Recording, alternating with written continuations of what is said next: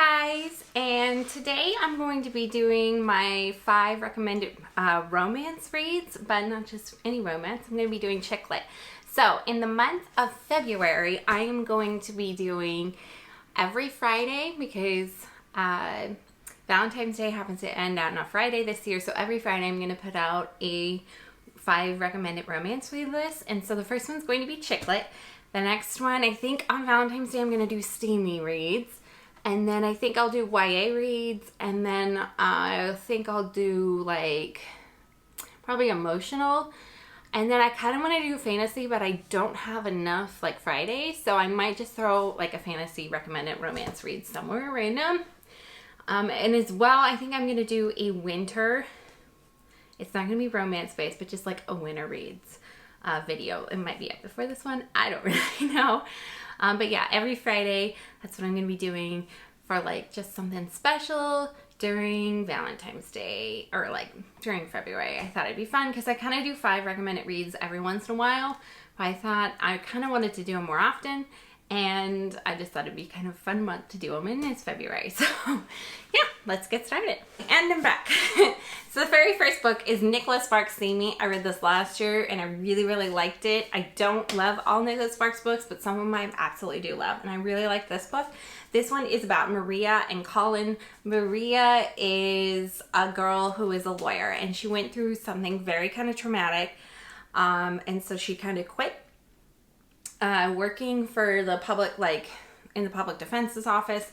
And she kind of had a guy that was like, she thought was innocent and then ended up doing something. Well, not innocent, but she helped a guy out.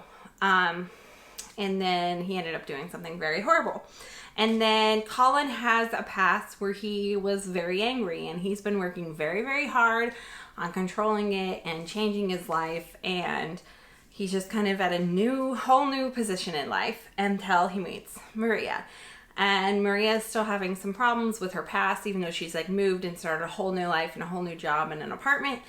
The past catches up with you, and same for Colin. The past will also catch up for him. So it's kind of a more like, it's a longer book, I would say, but I really enjoyed it. I really liked it. It's very romantic and cute, and well, it's not cute. It's very much more mature love, I think. I really like how everything played out. It was like definitely like so much drama at the end, but I really liked it. I would recommend it. And so yeah, that was my very first book on my chick lit. The next one is from last month's read, and it is Sophie Kinsella, Remember Me. I was trying to pick her like one at least Sophie Kinsella book, and I really did enjoy this one. And so yeah, I'm gonna go with Remember Me. So this story is all about the girl. It's not where this story was kind of divided between the girl and the guy. This one is all about the girl named Lexi. She wakes up at the very beginning of this book, and she does not remember what happened in the last 3 years.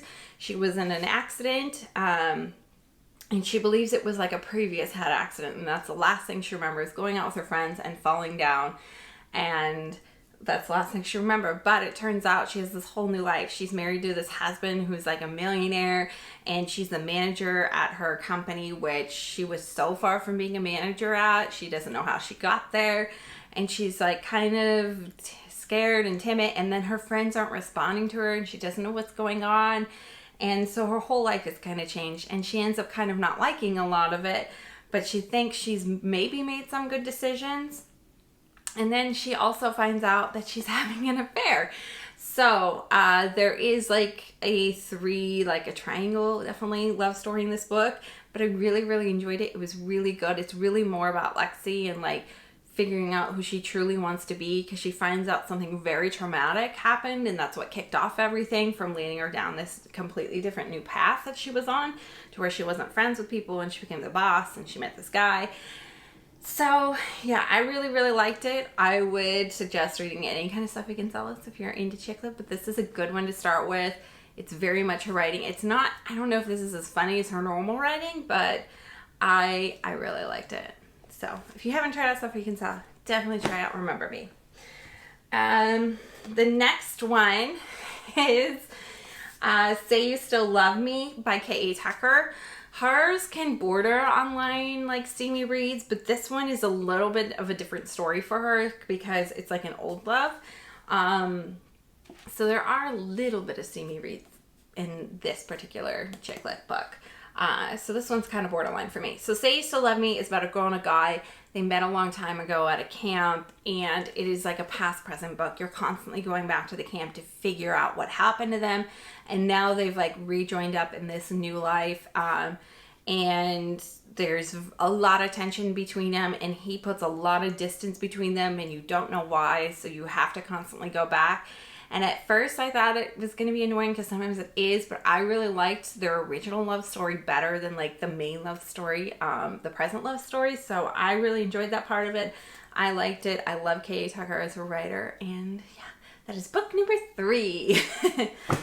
Okay, so book number 4 is Well Met by Jen DeLuca. And this book I read this, I think this fall, but it's definitely a summer-ish book, but so if you're a little cold and you live in a cold place, this maybe will warm you up a little bit.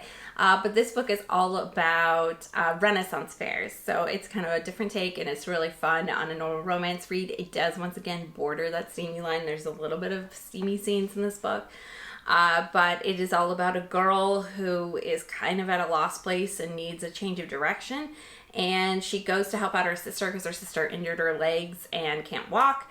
And she has to go watch her sister's daughter, who is like the main help. Her sister's daughter volunteers for a Renaissance fair. And so Emily, I think her name, yeah. And so Emily has to go and volunteer with the young girl, and decides that, or she finds out that she has to volunteer with the young girl, and she decides that she will work it. She works as like a bar wench or whatever they called. I don't remember. And she meets the guy who runs the place, Simon. Simon has some like anger management problems. They start off, you know, not friends, but she kind of unearths Simon's a little bit here and there. And yeah, that's where the whole story goes. It's all about Renaissance fairs. And there's knights, and there's like duels, and there's jousting, and there's bars and like little parties. It's a really fun, cute little book. And yes, so that's book number 4 for chick lit. And then last but not least is one of my favorite authors of all time is Anne Brasher's The Last Summer of You and Me.